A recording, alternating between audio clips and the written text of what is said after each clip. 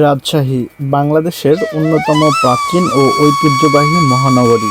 এটি সমস্ত উত্তরবঙ্গের সবচেয়ে বড় শহর এবং সমগ্র বাংলাদেশের চতুর্থ বৃহত্তম জনবহুল শহর। রাজশাহী শহর পদ্মা নদীর তীরে অবস্থিত। এটি রাজশাহী বিভাগের বিভাগীয় শহর। আসসালামু আলাইকুম, শুভেচ্ছা জানাচ্ছি শিক্ষানগরী রাজশাহী থেকে। আজকে আমি রাজশাহীর সৌন্দর্য তুলে ধরবো আপনাদের সামনে। পুরো ভিডিওটি সাথেই থাকুন।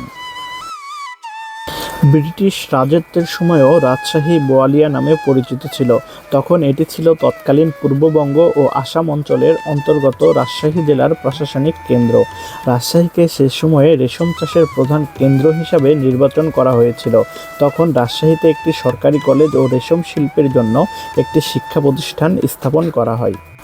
প্রাথমিক পর্যায়ে রামপুর বোয়ালিয়া নামে অভিহিত হলেও পরবর্তীকালে রাজশাহী নামটি সর্বসাধারণের নিকট সমধিত পরিচিত লাভ করে। বর্তমানে আমরা যে রাজশাহী শহরের সঙ্গে পরিচিত তার আরম্ভ 1825 সাল থেকে। তার আগে রাজশাহী জেলার সদর দপ্তর ছিল বর্তমান নাটোর শহরের এলাকায়। ভাষাবিদদের নিকট রাজশাহীর আঞ্চলিক ভাষা মূলত পরিচিত বরেন্দ্রী উপভাষা হিসাবে। পদ্মা ও মহানন্দার তীরে জুড়ে বসবাসকারী মানুষদের মুখের ভাষায় পরিচিত বরেন্দ্রী উপভাষা।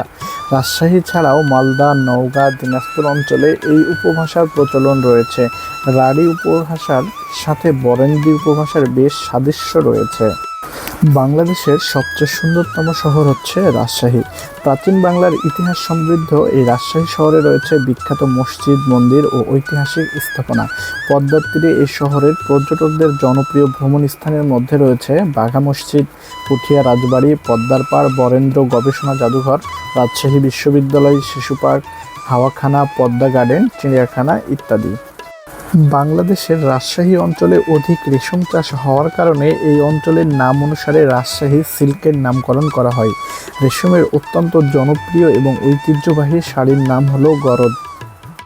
রাজশাহী বাংলাদেশের মুক্তিযুদ্ধের সময় 7 নম্বর সেক্টর হিসেবে পরিচিত ছিল। 7 নম্বর সেক্টরের আওতায় রাজশাহী ছাড়াও বগুড়া, পাবনা, টাঙ্গাইল, সিরাজগঞ্জ এবং রংপুরের কিছু অংশ অন্তর্ভুক্ত ছিল। সবাই ভালো থাকবেন, পেজটি ফলো দিবেন।